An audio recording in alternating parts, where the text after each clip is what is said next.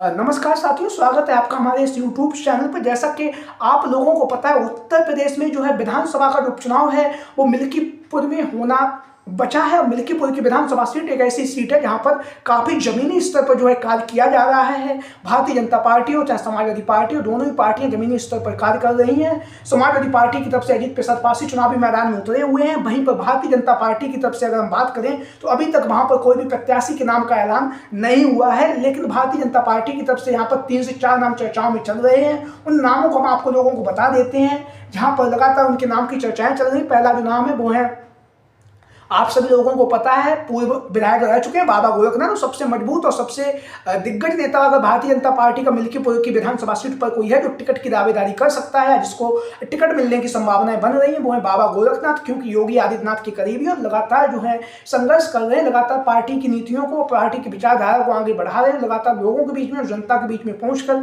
लगातार भारतीय जनता पार्टी का जो प्रचार प्रसार है वो बाबा गोरखनाथ के द्वारा किया जा रहा है। 2017 के चुनाव में उन्होंने जो वर्तमान समय में अयोध्या के जो सांसद है अखिलेश प्रसाद पासी को लगभग 28 से 29 हजार वोटों से चुनावी मैदान में करारी शिकस्त दी थी, जिसका उदाहरण जो है उन्होंने पेश भी किया है। कहीं ना कहीं जो है मिल्कीपुर की विधानसभा सीट पर उनकी जो दावेदारी वो काफी मजबूती के साथ चल रही है। बाबा गोरखनाथ भारतीय जनता पार्टी के कद्दावर नेताओं में गिने जाते हैं।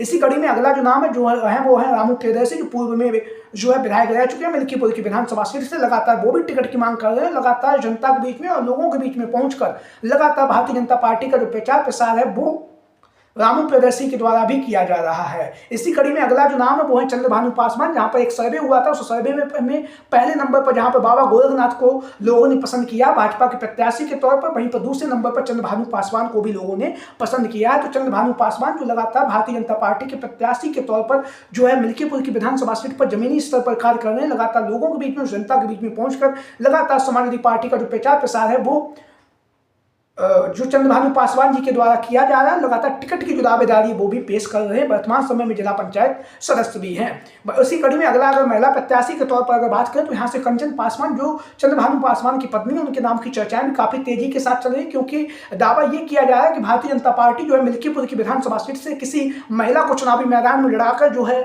अखिलेश यादव जी जिस तरह से भारतीय जनता पार्टी पर महिलाओं के अपमान का जो आरोप लगाते हैं, उस आरोप को लेकर जो है भारतीय जनता पार्टी यहाँ से कंचन पासवान को या फिर किसी अन्य महिला को भी चुनावी मैदान में उतार सकती है। आप लोगों की क्या राय है? मिल्कीपुर की विधानसभा सीट से भारतीय जनता पार्टी की तरफ से किसको चुनावी मैदान में उतारा जाना चाहिए? आप लोगों की राय, आप लोगों के विचार कमेंट बॉक्स में। जय हिंद, जय भारत।